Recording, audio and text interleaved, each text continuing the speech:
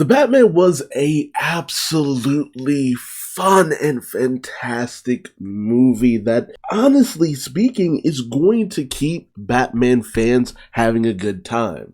There were so many complaints and misgivings about Robert Pattinson being Bruce Wayne Batman, and even after the movie I'm still hearing people be like, oh, that is the dude from Twilight. I'm like, shut up, shut the hell up. Robert Pattinson is a good actor. It sucks that the stigma of those Twilight movies have just been stuck to him for so long, because he's a good actor. He has fun in these roles. He's dedicated to these roles. Like, the fact that he is probably the one Batman who stayed the most in costume is a testament to his dedication, because, geez, most of these superhero portrayals, it's like the actor can't wait to get the mask off. They want that face time. They want you to know who's the face behind the mask. Whereas here, he's just like, no, I'm playing Bruce Wayne as a loner, a dude who is broken, who has issues, who has problems. He's a recluse. And I know even some people commented on the fact that, well, he doesn't have that other Bruce Wayne persona. Yeah, because he doesn't feel the need for it. I feel like this is him not fully understanding why he needs that other side of himself. I mean, that's always the thing about the betrayals of Bruce Wayne and Batman. It always feels like he just has already understood why he needs that other side of himself. Even when it came to Batman Begins, he already felt like Batman after a hot minute. Like, he never really felt like he had the growing pains of getting the role right. This is a Batman who hasn't quite got it right. Yeah, he's been Batman for about 2 years now, but he's still not the best of the Bats. Yeah, he can go out and instill fear in people. Man, that opening scene, the monologue, that felt straight out of like maybe a Frank Miller comic, with the narration and the idea that when people look up and they see the bat signal, if you've done nothing wrong, you have nothing to fear. But criminals, they're terrified. Is he lurking in the shadows? Is he coming for you? Is he about to strike? Like, I loved how Robert Pattinson played this role. He loses himself in the role, and the underlying theme that Batman is basically just an outlet for his aggression that he needs to just kind of deal with to a certain point. The thing that he needs to understand is just like, what is the difference between justice and vengeance? Him needing to understand what it means to be a symbol for the people. Like, what are you doing this for? Are you just here to punish criminals? Or are you actually trying to inspire people, to give people hope for a better tomorrow, for a better future? Like, that's representative of the chick running for mayor, who is so underplayed in this movie, Bella Real. But it's the underlying thing of her, when she gets in contact with Bruce, she's just like, hey, I've been trying to contact you, trying to get you to, like, maybe help with maybe doing something for this city. You know, your family had always been philanthropists and entrepreneurs, always trying to help this city, but what have you really done? And it would be so easy for Bruce to just scoff and laugh that off and say, no, I am the real change. I'm doing the real work. I'm doing what really matters. But with his moments with Alfred, you know, his company is pretty much, might as well be going under to a certain degree. Maybe the board of directors are the only people really in charge of anything. Bruce doesn't get involved with the day-to-day goings on of Wayne Enterprises. He just sits back with his name on the building and collects his check for letting the company do whatever the hell they want. Hell, the company could be just selling weapons, money laundering, this, that, and the other. They never even know it. Andy Serkis as Alfred Pennyworth. There are some great moments between Alfred and Bruce, but not to the same degree as you see in a lot of other depictions. But then again, that is also speaking to the closed-off nature of Bruce. Whereas even when it comes to Alfred, who there are moments where it's established that they are all they really have left and there's that emotional connection, Bruce is so confrontational all the time because he's emotionally unstable. So Alfred's role is very underplayed here, but it counts where it needs to count. The involvement of Selina Kyle, Zoe Kravitz does an amazing job. Probably the best depiction of Catwoman since, and I'm so sorry, Anne Hathaway, you did a great enough job, but I really was not feeling her as Catwoman. Like, this is the best performance since Michelle Pfeiffer, because it's actually adapting from a Catwoman storyline. From The Long Halloween, with little notes of dark victory in there too, Selina's relation to Carmine Falcone, and John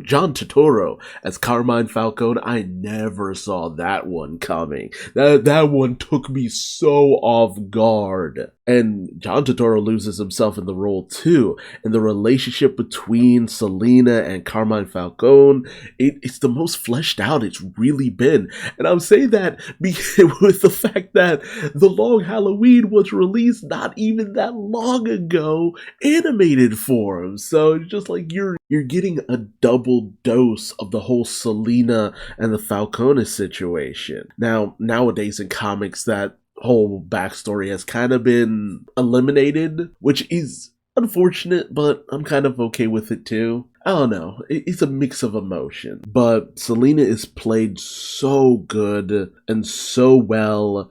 Her relation to the Iceberg Lounge, to Penguin, her whole thing of picking up strays and the girl that she lives with, the emotional journey that she's on, Catwoman fighting for those who are vulnerable and downtrodden and can't fight for themselves. Like, this was a Selina who was from the streets. Like, Batman Year One Selina through and through. Like, that is this character. Like, that is what they were going for, and they nailed it.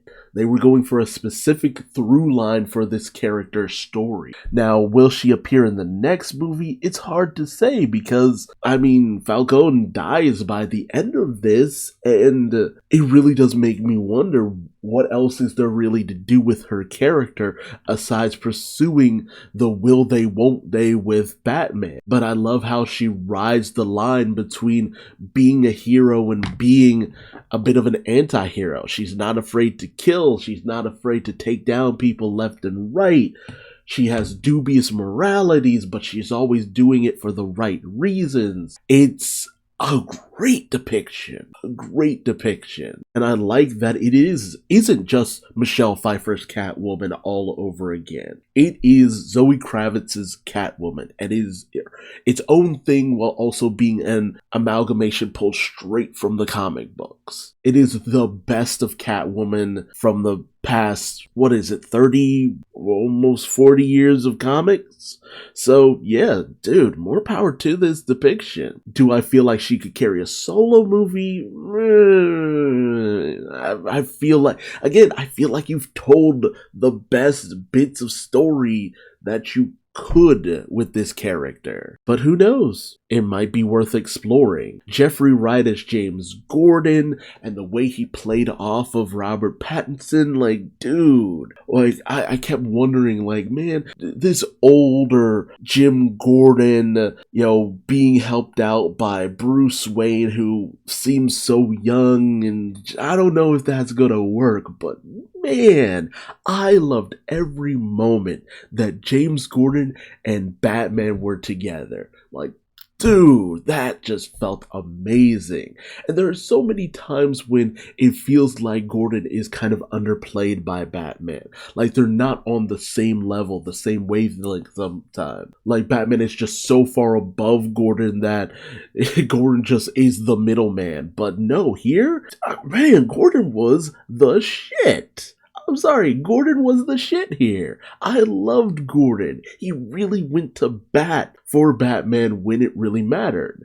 And to a certain degree, you could say that Gordon is maybe even a little bit unhinged too, because letting a vigilante in all these situations, it's just like, yeah, no, when he was being chewed out by his superiors, they had every reason to. But at the same time, a lot of his superiors and co-workers were all dirty. And so it's just like, of course he's doing this because he can't really trust most of anyone else. And I felt so bad for him when he found out that so many of his colleagues were dirty cops. Like, Jeffrey Wright played this so well. Like, man, between this and being Uatu the Watcher, like, dude, Jeffrey Wright has been killing it lately. Definitely need to see him in more stuff. And I want to leave the Riddler. I've been leaving the Riddler for last, so I want to talk about Colin Farrell's The Penguin.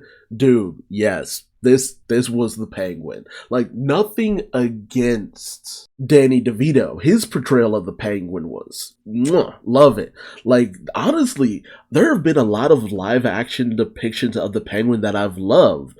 Danny DeVito, Robin Lord Taylor from Gotham, I loved his depiction of the Penguin. And honestly, Colin Farrell's depiction of the Penguin, if you told me that Robin Lord Taylor's depiction of the Penguin in Gotham grows up to be Colin Farrell's Penguin, I'd believe you outright. Because it is that same kind of scheming. He's always working behind the scenes. He's working the angles. He's an informant. He's a side guy. But he's waiting for his chance to be the big boss, the guy on top. Because I say that mostly because in both depictions, Oswald is, works with Falcone to a certain degree. Like, Colin Farrell, again, like so many other actors in this movie, disappear into the role. They do it. They pull it off. Like, Oswald is someone not to be trifled with. Yeah, calling him the Penguin and all that, it's just like, okay, you're making your jokes, but this is a guy who will kill you given the chance. This is a gangster. He's waiting for his chance to be the big boss, to take over, and to run things his way. And I love that direction they've taken with any earlier depictions of the Penguin before he takes over for the most part. It's great. And now, Paul Dano's Edward Nashton, the Riddler. Bravo. You have managed to make the Riddler recent. So many people have struggled with that idea of just making the Riddler feel just as unhinged as you need him to. He can come off so silly, so campy, so unhinged in the way that makes him feel silly. Here, oh God, he's a psychopath. He is an utter psychopath. This man has issues. He is a terrorist. Like, he's a terrorist who feels like he needs to get his dues. And the funny thing is, a lot of the things he does, exposing the corruption and Gotham and all that, like, that should be something you can get behind to a certain degree. But the way he goes about it, and the fact that he was emboldened by Batman to the point where he even saw his involvement with Batman as, oh, we're working together. Like, oh my God, that level of psychosis is so fascinating. The fact that we leaned into the idea that Batman inspires and creates his own enemies is so fascinating. Now, I'm a big proponent of the fact that it's just like, look, if a dude could just go this far just because there's some guy running around in a costume, something else was going to set him off down the line as well. And I know this was so taken from the whole Zodiac Killer thing. And what was it? The one movie. I'm forgetting what the movie that really, people have said really kind of inspired this. Seven. Yeah, Seven. Zodiac and Seven heavily inspired this, and with good reason. And I loved the influence he had, because it's just like, what better way of getting henchmen than to just inspire those who run in the same circles as you? Like, if anything in the past few years have shown us anything, yeah, someone like the Riddler, this depiction of the Riddler, could very well exist. And that's what kind of makes it terrifying. Now, I will say, as a whole, the movie feels like the moment you caught the Riddler and his plan was executed with the flooding of the city, I kind of was ready for it to be done. I was ready for the movie to be done because I was having a blast up until that point. And maybe because it was just so long, but the whole fight with the goons and the henchmen, it wasn't bad, but I felt like it was almost unneeded to a certain degree. Yeah, it was a big action set piece, but in this movie that had been so cerebral up until that point, because I loved a lot of the riddles. I'm not smart enough to figure most of them out, but like when you do figure it out, it's just like, oh, okay, that's kind of cheeky. Especially the thumb drive, that one killed me. But the fight with the goons, I don't know. My interest was waning by that point. Although when the one goon who Batman beat to a bloody pulp was unmasked and was asked, "Who are you?" And the dude says, "I'm vengeance," which is the thing that Batman in this movie always says when people ask who he is. It's just like, yes, I love it. I love it. Because that's the thing.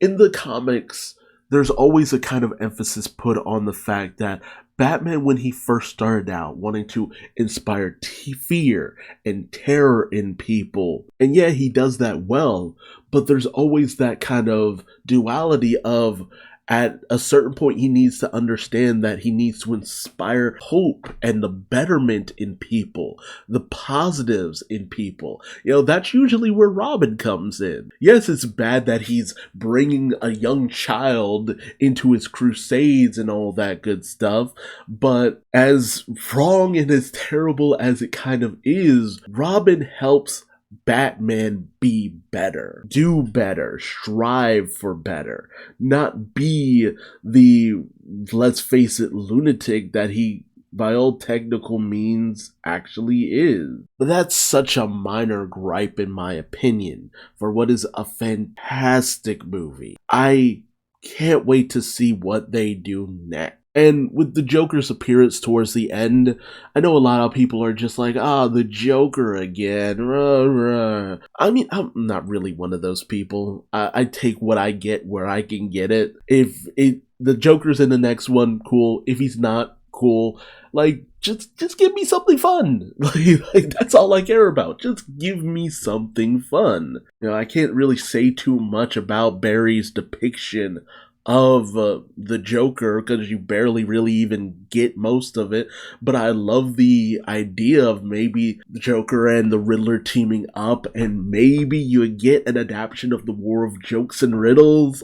That would be kind of cool, but it would probably be very watered down because you wouldn't probably have too many of Batman's villains, or maybe you would. Maybe he's faced off with the majority of them, and his facing off with the Riddler was the first time he actually met someone who was more cerebral. Like, who really knows? But I had a fantastic time with the movie. It was a great time.